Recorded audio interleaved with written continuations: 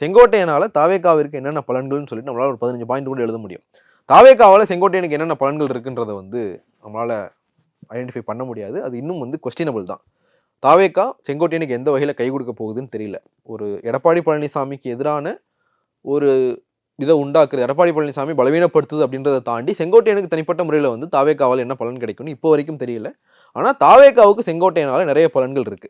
So 27ஆம் தேதி இன்னைக்கு நம்ம 25ஆம் தேதி பேசிட்டு இருக்கோம். 27ஆம் தேதி இது இந்த இணைப்பு வந்து நடக்கிறதுக்கான வாய்ப்புகள் 99% உறுதியாயிருக்கு.